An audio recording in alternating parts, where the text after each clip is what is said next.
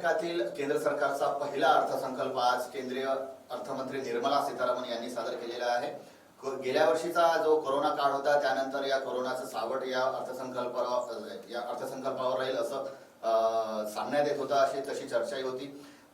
मोठ्या मोठ्या घोषणा केलेल्या आहेत, काय महाग होणार आहे, काही स्वस्त होणार आहे, नेमक्या या घोषणा काय आहेत, सामान्य नागरिकांना काय दिलासा मिळणार आहे, करदाते जे आहेत, जे टॅक्स पेयर आहेत, जे मोठ्या कंपनी आहेत त्यांना यातून काय नेमका दिलासा मिळणार आहे किंवा कोणता नवीन टॅक्स त्यावर लावण्यात आलेला आहे, कस्टम ड्युटी मध्ये कुठे सूट देण्यात आलेली आहे, कृषी क्षेत्राविषयी या बजेटमध्ये काय सांगण्यात आलेलं आहे। कृषी क्षेत्राचा विषय जो आहे जो गेल्या जवळपास 2 महिन्यांपासून अधिक चर्चेत आहे।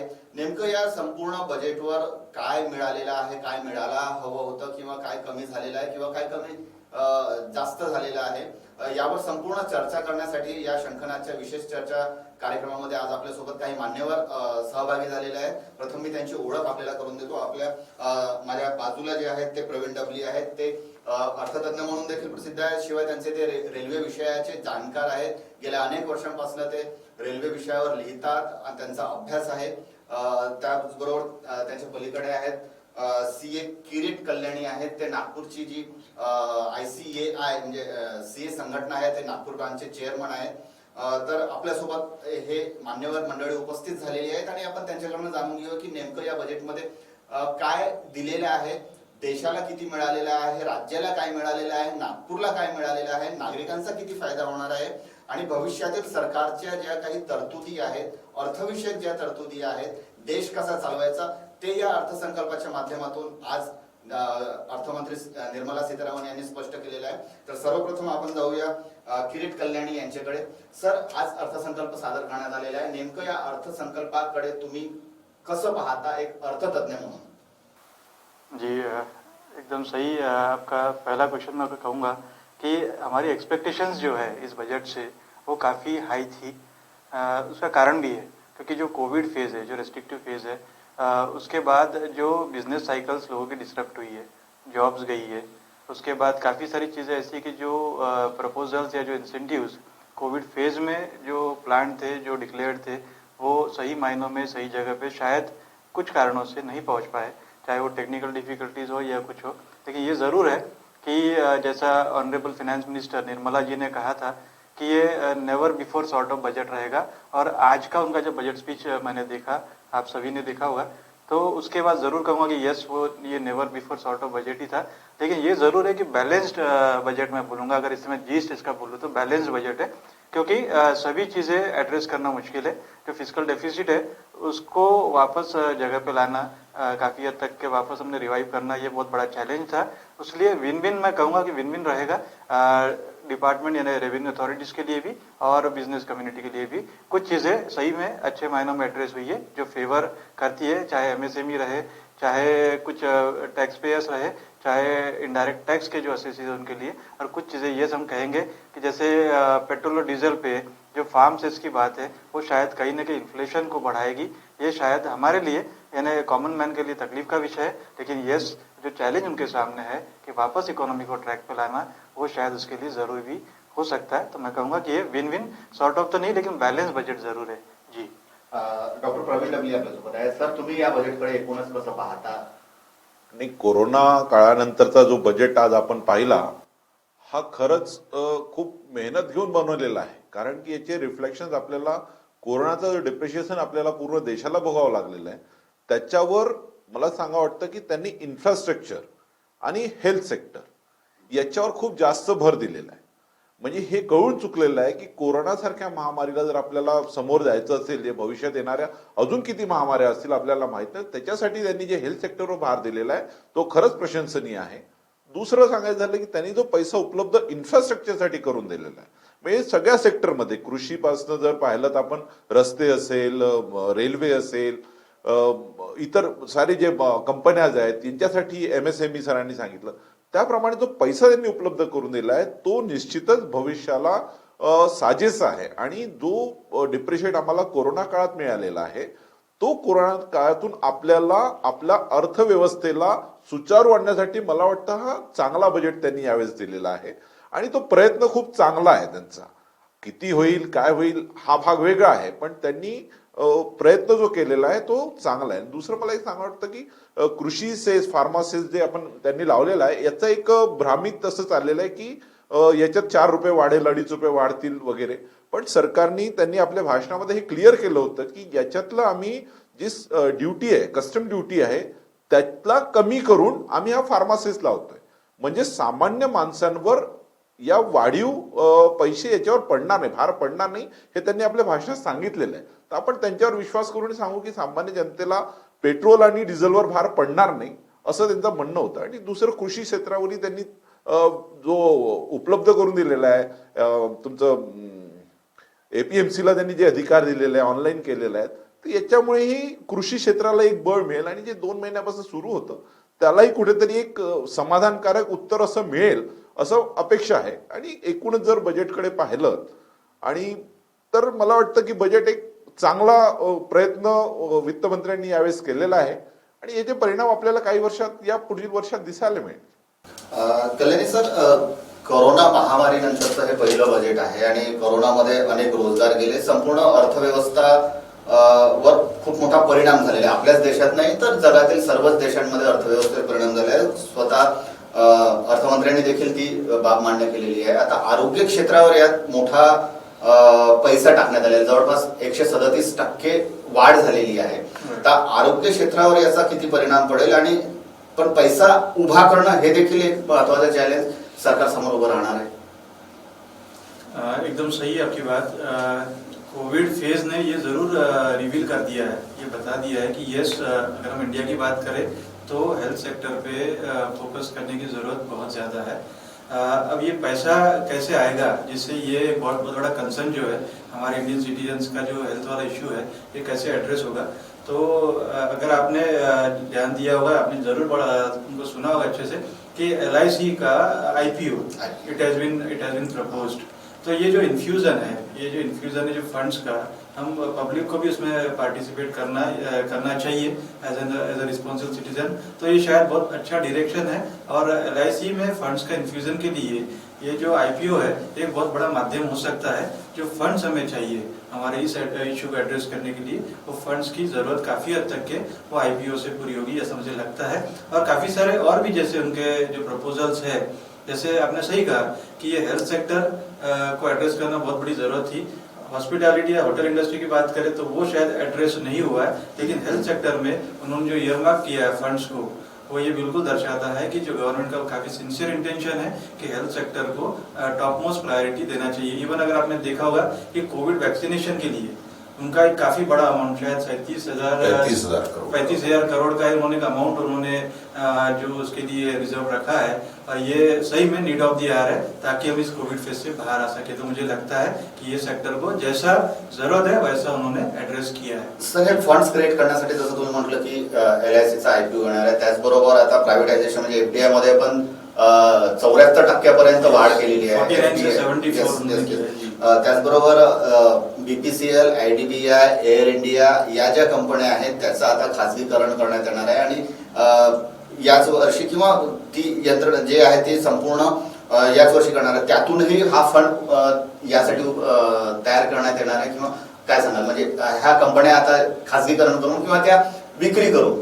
जी, आपने एकदम सही, जैसे टू दी पॉइंट बात अगर करें आपने तो एकदम सही कहा है कि ये जो उनके कुछ चीजों को उन्होंने टच किया है, चाहे जैसे FDI का, जैसे आपने कहा कि 49 से 74% उन्होंने किया है, ये एक बहुत बड़ा माध्यम हो जाएगा. और ये अपील भी करेंगे लोगों को, क्योंकि अब इंडिया अगर हम बात करते तो उन्होंने न केवल वैक्सीनेशन अपने इंडिया के लिए इंश्योर किया है, उन्होंने एक्सपोर्ट भी किया है. तो ये काफी सही जंक्चर है कि FDI का जो इन्वेस्टमेंट है इस पर्टिकुलर सेक्टर में थ्रू दिस बजट, जैसे उन्होंने कहा कि उन्होंने परसेंटेज हाइक किया है, तो ये काफी बड़ा अमाउंट इस माध्यम से आएगा और ये चीजें तरीके से इफेक्टिवली एड्रेस भी होगी.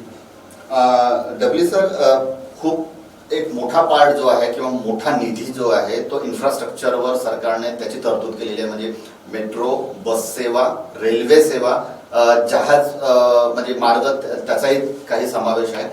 इन्फ्रास्ट्रक्चरवर मोठ्या प्रमाणात या बजेटमध्ये आपल्याला घोषणा केलेल्या दिसून येते. नागपूरचाही त्यात समावेश आहे. सेकंड फेज साठी जवळपास 5,976 कोटीची घोषणा केलेली आहे. नाशिक मेट्रोसाठी 2,000 कोटीची घोषणा केलेली आहे. असे मोठे मोठे प्रकल्प आहेत आणि खास करून ज्या राज्यामध्ये निवडणूक आहेत, तमिळनाडू, केरळ, पश्चिम बंगाल, आसाम, इथे देखील मोठ्या प्रमाणात जे प्रोजेक्ट आहेत त्याची घोषणा केंद्रीय मंत्र्यांनी केलेली आहे. इन्फ्रास्ट्रक्चरवर या बजेटमध्ये मोठ्या प्रमाणात भर देण्यात आलेला आहे असं सांगता येईल का, किंवा असं म्हणता येईल? निश्चित. कारण की आपल्याला हे लक्षात घ्यावं लागेल की देशाचा विकास किंवा आपल्या अर्थनीतीचा विकास जर करायचा असेल तर आपल्याला इन्फ्रास्ट्रक्चर हे मजबूत असायला पाहिजे. आणि माझ्या तरी पाहण्यात असे येत आहे की मागचे काही बजेट जर आपण बघितले तर याच्यात नवीन घोषणा होण्यापेक्षा जे प्रोजेक्ट सुरू आहेत याला पूर्ण करण्यासाठी पैसा उपलब्ध करून देण्यात येतो आणि ते टाइम बाउंड पूर्ण करण्याचं मानसही सरकारचं दिसतंय. आणि रस्ते विकासला यांनी पश्चिम बंगाल जे तुम्ही म्हटलं की आता निवडणूक आहेत, हा स्वाभाविक आहे. प्रत्येक राजकारणी किंवा जी सरकार असते त्याच्यावर लक्ष देतातच.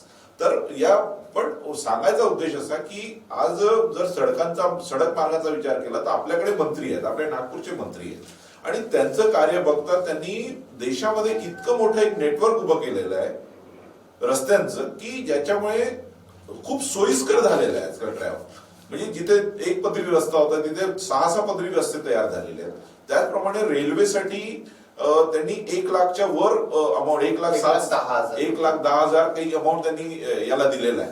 आणि हा टोटल अमाऊंट त्यांनी सांगितलं की इन्फ्रास्ट्रक्चरवर आम्ही खर्च करणार आणि त्याच्यात त्यांनी टार्गेटही दिलेलं आहे की 2030 पर्यंत आम्ही सगळ्या मेट्रो लाईन्सला इलेक्ट्रिफिकेशन करू, सगळ्या मेट्रो लाईन्स करू. आणि मेट्रोला जे मेट्रो शहर राहतात, आपल्या नागपूरला आपण घेतलं तर नागपूरला 25 किलोमीटरचा दायरा वाढवलेला, म्हणजे एक मेट्रो शहर आपला आज तयार होत आहे. आणि त्या अनुषंगाने नागपूर मेट्रोला त्यांनी सेकंड फेजला मान्यता दिलेली आहे जी लोकांच्या खरंच सुविधाजनक आहे. कारण की आपल्याकडचा जो कर्मचारी वर्ग आहे हा कन्हान ते बुट्टीवरही ट्रॅव्हल करतो. त्याचप्रमाणे ज्या MIDC एरिया आपल्या दुसऱ्या मार्गावर आहेत, हिंगणाकडे जी MIDC आहे तिथपर्यंत मेट्रो त्यांनी वाढवलेली आहे. दुसरीकडे कापसीपर्यंत त्यांनी मेट्रो वाढवली. हे सगळे आपले इंडस्ट्रियल एरिया आणि मोठ्या प्रमाणातला वर्कर तो इथे अपडाऊन करतो, तर त्यांच्यासाठी खूप सोयीस्कर होईल.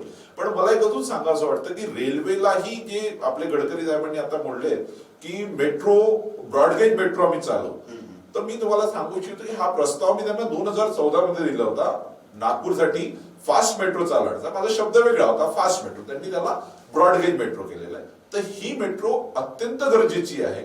ही यांनी खूप लवकरात लवकर सुरू करावी जेणेकरून आपला विदर्भ जो जिल्हे आहेत, मुख्य शहर आहेत, अमरावती असेल, गोंदिया असेल, छिंदवाडा असेल किंवा इकडे गोंदिया, भंडारा, चंद्रपूर असेल, हे एकदम 1-2 तासाच्या वेळेवर आपल्याला ते टच करता येईल आणि त्याच्यातून विकास होईल.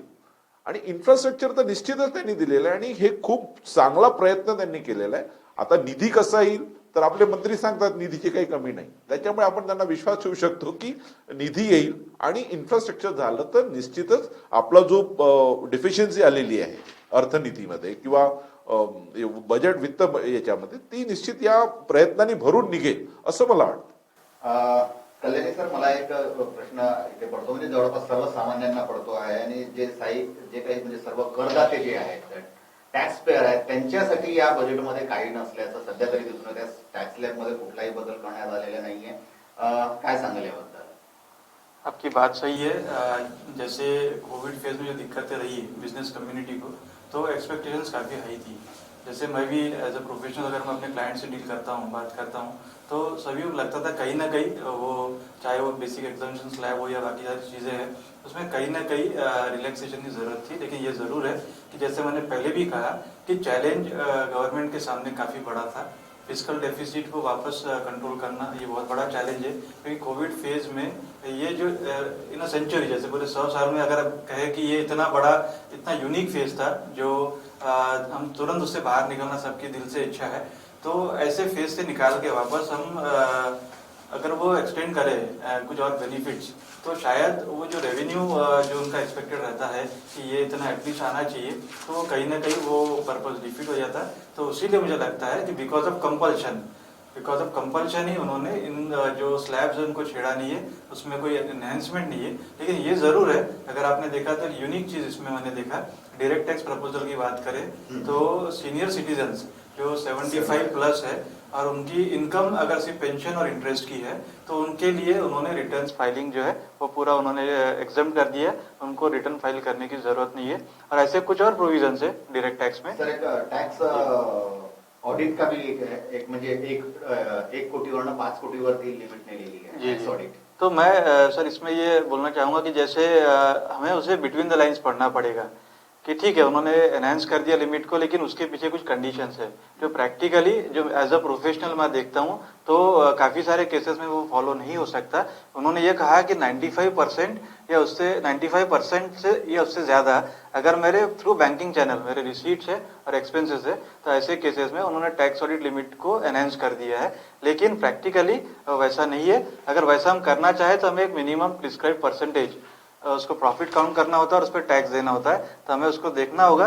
और जिस पर्टिकुलर बिजनेस में इस टाइप के जो प्रोविजन है, इस टाइप का उनका जो चैनल है कि जिसमें मैक्सिमम पॉसिबल केसेस में बैंकिंग चैनल यूज होता है, यस उनके लिए सही में वो it is a welcome step, लेकिन practically it is going to have अपने को चेक करना पड़ेगा केस टू केस बेसिस पे कि वेदर वो सही में उनके लिए वो लागू है या नहीं। सर टॅक्स सोबतच जुळलेला हा प्रश्न आहे की टॅक्स डिस्प्यूट जे होतं आणि ते खूप वाढत जातात, लवकर होत नाही, त्यावर देखील मोठ्या घोषणा केलेल्या आहेत। फेसलेस व्हावं, ऑनलाईन व्हावं, त्याबद्दल काय सांगा? यस सर, ये मैं जरूर कहूंगा कि मैं इस बजट में बहुत सारे वेलकम स्टेप्स है, क्योंकि अगर आप देखेंगे इस गवर्नमेंट की जो ट्रांसपेरेंसी इन गवर्नेंस ये उनका बहुत बड़ा मोटिव है और वो उस दिशा में काफी सालों से चल रहे हैं। अगर हम बात करें कि डीमोनेटाइजेशन से लेके ऐसे काफी सारे स्टेप्स हमने देखे हैं जो इस गवर्नमेंट ने अपने कार्यकाल में उन्होंने इम्प्लीमेंट भी किया, न केवल उन्होंने इम्प्लीमेंट किया बट इफेक्टिवली उन्होंने काफी हद तक के ब्रेक भी लगाए। जो अनवांटेड जो चैनल्स थे जहाँ से ट्रांजेक्शन होते थे उस पर ब्रेक भी लगा है। इस बजट की अगर बात करते हैं तो यस उन्होंने ट्रांसपेरेंसी को इंश्योर करने के लिए, जैसे पहले 6 साल तक का उनके पास में सीलिंग था कि 6 साल तक के कोई भी केस को रीओपन कर सकते थे, उन्होंने इस बजट में उसको 3 साल कर दिया है। तो कहीं ना कहीं जो जवाबदारियां हमारे एसएससी पे रहती थी वो वैसी सेम जवाबदारियां अब ऑफिसर्स पे भी रहेगी। वो भी उनको भी टाइम बाउंड फैशन में, टाइम बाउंड मैनर में केसेस को खत्म करना होगा। उसके अलावा उन्होंने एक चीज और अच्छी किया है कि जिस केस में 50 लाख, जहां तक मैंने पढ़ा है, मैं रिकॉल कर पा रहा हूँ, जिस केस में 50 लाख या उसके ऊपर का कंसीलमेंट अगर है तो ऐसे ही केसेस में only such cases will be subjected to 10 years का जो सीलिंग है, and that too with prior permission of principal chief commissioner. ऐसे केसेस को ही वो रीओपन कर सकते हैं, उसमें 10 साल का सीलिंग है, अदरवाइज वो 3 साल पे ही लाके उन्होंने रोक दिया है। और सर जैसे आपने कहा कि फेसलेस की बात करें तो कुछ समय पहले यानी अक्टूबर से फेसलेस असेसमेंट और फेसलेस अपील्स ये तो जगह पे आ गया है, इट हैज बीन इम्प्लीमेंटेड। इस बजट में उन्होंने फेसलेस ट्रिब्यूनल को भी प्रपोज कर दिया और ये काफी बड़ा काफी वेलकम स्टेप है। इसके लिए मैं समझता हूँ कि ये गवर्नमेंट सही में बधाई की पात्र है। जी सर।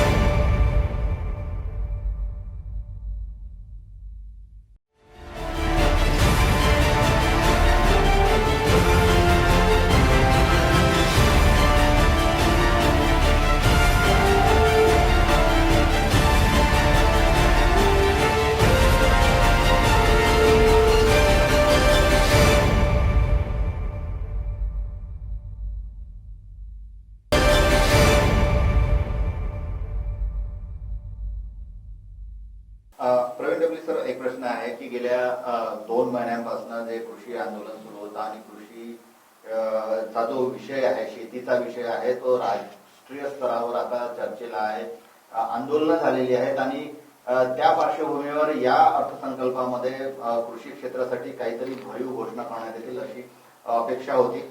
काय काय घोषणा वाटतात त्यामध्ये? जसं कृषी क्षेत्रासाठी 1.5 हमीभावाची घोषणा केलेली आहे, 27 आणखी पिकांचा, नाशवंत पिकांचा यादीमध्ये समावेश करण्यात आलेला आहे, गव्हाची खरेदी मोठ्या प्रमाणात आम्ही केलेली आहे, डाळींची खरेदी आधीच्या तुलनेत गेल्या वर्षी मोठ्या प्रमाणात करण्यात आलेली, अनेक आश्वासनं देण्यात आलेली आहेत अर्थमंत्र्यांकडून, आणखी काही प्रस्तावित त्यांच्यासाठी सुविधा देखील देण्यात आलेल्या आहेत। नेमकं या अर्थसंकल्पामध्ये कृषी क्षेत्राविषयी काय दिलेलं आहे, कसं दिलेलं आहे, ते समाधानकारक आहे की नाही, काय सांगाल याबद्दल? नाही, निश्चितच 2 महिन्यापासून जे आंदोलन सुरू आहे त्यात एक अपेक्षा होती की बजेटमध्ये शेतकऱ्यांसाठी काहीतरी असणार आहे, पण आता शेतकऱ्यांचा मुख्य प्रश्न काय की ते बिल रद्द करा म्हणतात। कृषी बिल. पण सरकार सांगते कृषी बिलपेक्षा तुम्ही त्याच्यातले मुद्दे आम्हाला सांगा, त्याच्यावर आम्ही जाऊ. आणि त्याच्यातला एक मुख्य मुद्दा होता एमएसपीचा. तर सरकारने हे क्लिअर केलेलं आहे की एमएसपी आम्ही स्वामीनाथन कमिटीच्या आधारावर 1.5 देतोय. म्हणजे 50% त्यांना जो लागत मूल्य आहे त्याच्यावर 50% आम्ही देणार. आणि त्याच्यासाठी त्यांनी प्रोव्हिजनही केलेलं आहे. आणि त्यांनी आकडे दिलेले आहेत की या मागच्या वर्षी त्यांनी 75,000 कोटी रुपये एमएसपीचं हे केलेलं आहे. आणि त्यांनी गव्हावर खूप जास्त भर दिलेला आहे.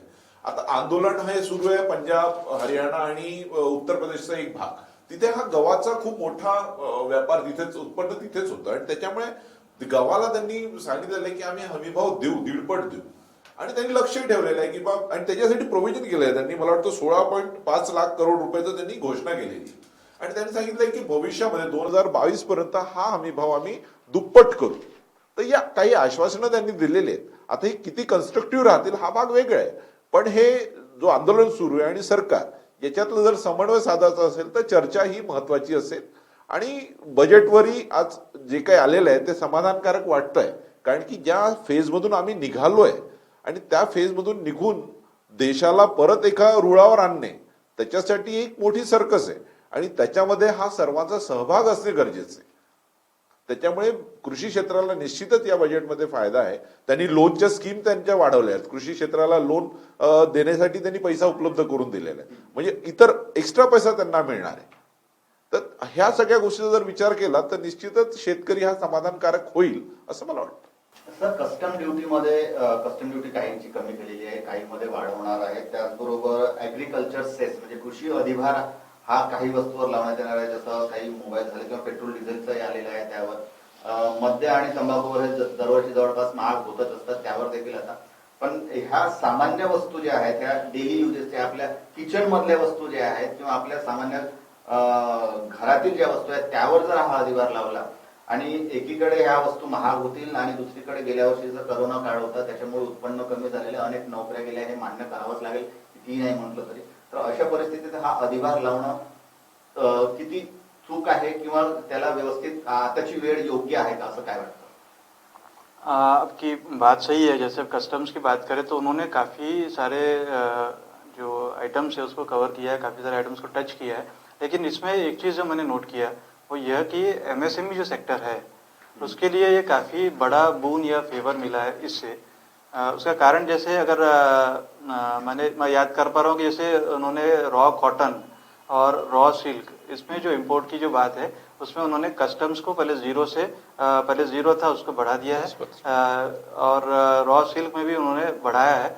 तो इससे एमएसएमई सेक्टर जो है उनको एक काफ़ी बड़ा बूस्ट मिलेगा और इम्पोर्ट्स काफ़ी हद तक के कम भी हो गए बिकॉज ऑफ ये प्रोविज़न. और एमएसएमई को अगर हम देखें आज की तारीख में तो ये जॉब प्रोवाइडिंग जो सेक्टर अगर बोले तो बहुत बड़े स्केल पे एमएसएमई सेक्टर ही ऐसा सेक्टर है जहाँ पे बहुत बड़े पैमाने पे हम जॉब्स को वापस प्रोवाइड कर सकते हैं या काफ़ी लोगों के जो जॉब्स कटे बिकॉज ऑफ कोविड फेज तो हम रिवाइव भी कर सकते हैं. तो एमएसएमई सेक्टर को एड्रेस करना और उनको एक ड्यू फेवर देना वो जरूरत थी, समय की मांग भी थी. तो वो ये एक जो प्रोविजन है वो शायद काफ़ी हद तक के इस चीज़ को एड्रेस भी करता है, ऐसा दिखता है मुझे. मतलब आत्मनिर्भर भारत की तरफ बढ़ा तो वह कदम ऐसा लग रहा है. क्योंकि सही. उन्होंने सोना चांदी पे कम कर दिए कस्टम ड्युटी. सोने के रेट जो डबल हो गए उस त्याच्यावर त्यांनी कमी केलेलं आहे. आणि इतर सेक्टर कॉटन असेल, मोबाईल असेल, इलेक्ट्रॉनिक सामान असेल याच्यावर त्यांनी वाढवलेलं आहे. तर निश्चितच सामान्य वाढेल. 5%वरून 15%वर नेले. त्याच्यामुळे हे याची रेट्स निश्चितच वाढणार आहे. सोलार एनर्जीच्या इन्व्हर्टरवर 5% 15% नेलं तर मग त्याचा वापर कमी नाही होईल का किंवा तो जास्त सामान्य ग्राहकांना? एकीकडे सरकार म्हणतं की सोलर एनर्जीचा वापर जास्तीत जास्त करायला पाहिजे. जैसा मुझे लगता है कि वापस उनको ये भी एक बहुत बड़ा इश्यू था कि कैसे रेवेन्यू जनरेट करना. तो ये चीज़ काफ़ी अच्छे स्केल पे बढ़ी है, इसका यूज़ बढ़ा है. इतना बढ़ाने के बाद भी रेवेन्यू तो बढ़ेगा लेकिन फिर भी जो कॉस्ट ऑफ इलेक्ट्रिसिटी रहेगी वो काफ़ी हद तक की कम रहेगी. ये उनका एनालिसिस है, ये मुझे दिखता है. तो इवन देन वहाँ पे ड्यूटी बढ़ी भी है तो भी still it is going to be cheaper option. वो अपने को कम कॉस्ट में मिलेगी. तो मुझे लगता है कि बहुत बड़ा अंतर नहीं, लेकिन यस जिस सेक्टर से हमें रेवेन्यू मिल सकते ऐसी गुंजाइश ये सेक्टर में थी तो वहाँ पे गवर्नमेंट ने कुछ हद तक एक्सपेक्टेशन थी और वो जायज़ भी है बिकॉज ऑफ कोविड फेज. तो वहाँ से रेवेन्यू उन्होंने एक्सपेक्ट किया है तो मुझे लगता है कि वो गलत नहीं है. सर एक महत्वाचा प्रश्न आहे की 2017 पासून रेल्वे बजेट हा याच बजेटमध्ये इन्क्लूड केलेला आहे. अगोदर जे प्रथा होती ती प्रथा परंपरा मोडून काढलेली आहे आणि त्यानंतर पण आजच्या बजेटमध्ये म्हणजे रेल्वे विषयी अजूनही काही समोर आलेलं नाहीये. ते हळूहळू येत्या काही तासामध्ये किंवा येणाऱ्या काळामध्ये ते स्पष्ट होईल की नेमकं रेल्वेसाठी काय आहे. तुम्ही एक रेल्वे विषयाचे जाणकार आहात, अभ्यासक आहात, गेली अनेक वर्षे रेल्वे विषयाचे अभ्यास करता. काय सांगाल रेल्वेच्या काय अपेक्षा आहेत गेल्या म्हणजे अनेक वर्षांपासून अपेक्षा त्या किती पूर्ण झालेल्या आहेत. कारण दरवर्षी रेल्वेसाठी बजेटमध्ये घोषणा होता. अनेक घोषणा तर त्या हवेतच राहतात, कधीही त्या पूर्ण झालेल्या नाहीये. 10 वर्ष 15 वर्ष लागून जातात एक एक घोषणा पूर्ण व्हायला. एकूण या रेल्वे बजेटच्या काय अपेक्षा आहेत, तुमच्या काय अपेक्षा आहेत रेल्वेचे जाणकार म्हणून, आणि काय त्या किती पूर्ण करायला पाहिजे एकूणच, म्हणजे नागपूरच्या असू द्या किंवा विदर्भाच्या असू द्या किंवा या झोनच्या असू द्या किंवा एकूणच पूर्ण देशातील रेल्वेच्या इन्फ्रास्ट्रक्चर विषयी काय सांगाल? निश्चितच होतं काय की आधीची सरकार आणि त्याच्यानंतर आलेली ही सरकार यांच्या काहीतरी वेगळ्या कॉन्सेप्ट असतात, वेगळे विषय असतात, वेगळे प्रोजेक्ट्स असतात. पण माझ्या पाहण्यात तरी असलेलं आहे की जे जुने प्रोजेक्ट्स होते, जुने प्रोजेक्ट इन्फ्रास्ट्रक्चरचे, 3री लाईन असेल, 4थी लाईन असेल किंवा जे काम अपूर्ण राहिलेले आहेत, या प्रोजेक्टला या सरकारने निश्चितच निधी उपलब्ध करून दिला आणि बरेचसे प्रोजेक्ट आपण ते कम्प्लिशनला पाहतोय. जसं छिंदवाडा लाईन आपल्या विभागातली जर आपण पाहिली, आणि एक रूट जबलपूरसाठी यांनी जो शिल्लक होता तोही पूर्ण केलेला आहे. तिसरा वर्धा नागपूर 3री 4थी लाईनचं सँक्शन होऊन त्याचं काम सुरू झालेलं आहे. रायपूर ते नागपूर 3री लाईन काम सुरू आहे, इलेक्ट्रिफिकेशनचं काम सुरू आहे. तर एकूणच पैसा यांनी त्या निधी उपलब्ध करून दिला आणि कामं पूर्ण होतात हे दिसतात आहे. पण आता अपेक्षा जर आपण म्हटलं तर मागच्या बजेटमध्ये यांनी सगळ्या स्टेशनला सोलर पॉवर लावून एक वीज निर्मिती आपण विदर्भात करू असं हे बोलले होते, पण ते काम अजून सुरू झालेलं नाही. तर माझी अशी अपेक्षा आहे की त्यांनी लवकरात लवकर हे सोलर पॅनल स्टेशनला घेऊन ती सुरुवात, आणि दुसरं त्या विभागाची गरज काय याच्यावर जर आपण विचार केला तर त्या विभागाच्या जाणकार लोकांकडून जर अपेक्षा घेऊन यांनी त्याच्यावर काम केलं तर निश्चित मला वाटतं चांगल्या निर्णय घेऊ शकतील. आणि दुसरं आपल्याकडे सगळ्यात मोठी भानगड कशी आहे माहिती आहे का, आपल्याकडे 2 झोन आहेत, एक SCCR झोन आहे, दुसरं सेंट्रल रेल्वे झोन. याच्यामध्ये काय होतं, निधी दोन्ही मंडळाला वेगळं वेगळं मिळतं आणि वेगळे निधी मिळाल्यावर कामं जी अटकतात. आता जर गाड्या आपण पाहिलं तर सेंट्रल रेल्वेला सांगितलं की बा आमची गाडी चालवा, तर म्हणतो आमच्या लाईनवर जागा नाही. म्हणजे हे माझा प्रत्यक्ष घेतलेला अनुभव आहे. मी जो प्रोजेक्ट मेट्रोचा दिला होता हा तेव्हा दिला होता 2011 मध्ये, पण 2011 मध्ये माझं GM अध्यक्ष, बोर्डाचे अध्यक्ष सगळ्याशी बोलणं झालं.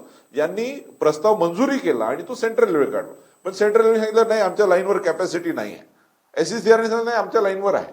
तर मला एक सांगायचं की या दोन्ही मंडळाला मर्ज करून जर नागपुरात एकच मंडळ ठेवलं किंवा नागपुरात झोन तयार केलं तर मला वाटतं विदर्भातल्या रेल्वे संबंधितल्या सगळ्या मागण्या आणि समस्या दोन्ही पूर्ण होतील. दोन्ही झोनमध्ये कोऑर्डिनेशनची कमतरता निश्चित आहे. हा मी प्रत्यक्ष अनुभव घेतलेला आहे. त्याच्यामुळे सरकार सांगेल की नाही रेल्वे एकच आहे, भारतीय रेल्वे आहे, पण मंडळात येणारे समस्या ही मी प्रत्यक्ष अनुभवलेल्या आहे. त्याच्यामुळे मी हे सांगू शकतो की इथे एक झोन करण्याची जरूरत आहे. कारण की आज नागपूर आपलं मेट्रो शहर होत आहे आणि आज प्रत्येक गोष्टीला आपल्याकडे मुंबईला पाहावं लागतं किंवा MP मध्ये बिलासपूरकडे पाहावं लागतं. मग नागपूरला झोन करून इथे व्यवस्था. आता कालच गडकरी साहेबांनी प्रेस कॉन्फरन्स घेतली, त्यात त्यांनी सांगितलं की बा इथे एक इंटर मॉडल स्टेशन आपल्याला करायचं आहे. पण हे स्टेशनाचा संकल्प आम्ही मागील 10 वर्षापासून ऐकतोय. कारण की जागा स्टेट गव्हर्नमेंटची पण आहे, सेंट्रल गव्हर्नमेंटची आहे आणि एवढा मोठा प्रोजेक्ट की सगळ्या रेल्वेकडे जागा अमाप आहे. मग अमाप जागेचा उपयोग का होत नाही, तर रेल्वेच्या कोऑर्डिनेशनमुळे हे होत नाही. रेल्वे अधिकारी 2 वर्षासाठी येतात, चालले जातात.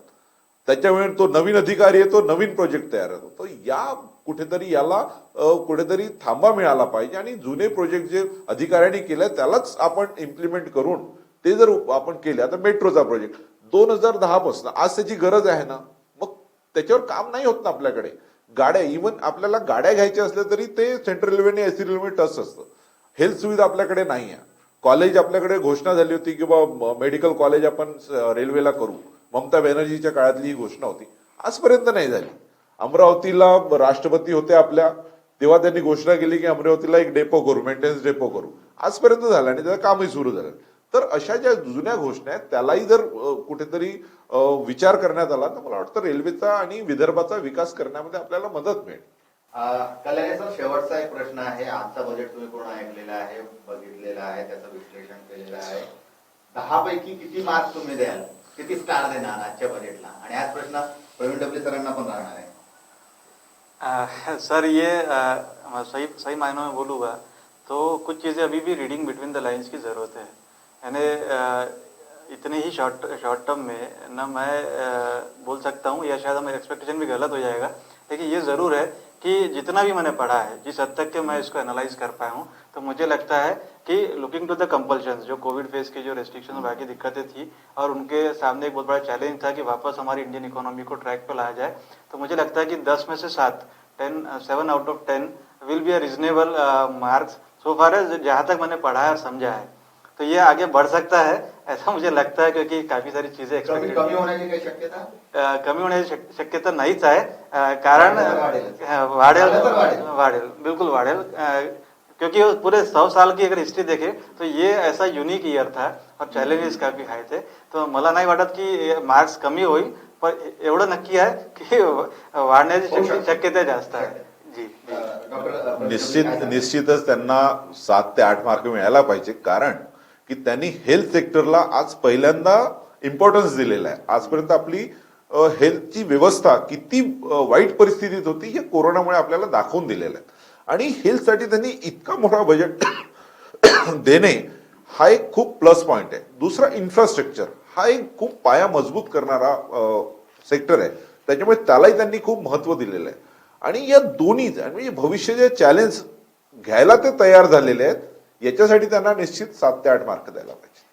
तर आजचा बजेट होता, बजेट सादर झालेला आहे. कोरोना काळानंतरचा पहिला बजेट होता. सरकारवर मोठं दडपणही होतं. पैसा कसा उभा करायचा, पैसा कुठून उभा करायचा, कोणत्या कोणत्या विभागाला तो पैसा कसा कसा द्यायचा, हे सर्व आव्हान सरकार समोर होतं. आणि आज जे आपली मान्यवर मंडळी इथे जी आलेली आहे त्यांनी आजच्या बजेटला 7 ते 8 स्टार, 10 पैकी 7 ते 8 स्टार किंवा 7 ते 10 पैकी 7 ते 8 अंक दिलेले आहेत. त्यामुळे नक्कीच हा बजेट विन विन पोझिशनचा असल्याचं सध्या तरी दिसून येत आहे. आणखी त्यावर अभ्यास होईल. कुठल्या गोष्टीवर सेस लावण्यात आल्यामुळे कुठल्या गोष्टी महाग झाल्या, कुठल्या वस्तू स्वस्त झाल्या, सामान्यांना किती दिलासा मिळाला हे आणखी त्यावर जेव्हा अभ्यास होईल त्यानंतर कळेल. मात्र सध्याच्या परिस्थितीत आजचा बजेट हा संपूर्ण देशवासियांसाठी दिलासादायक असल्याचं सध्या तरी दिसून येत आहे.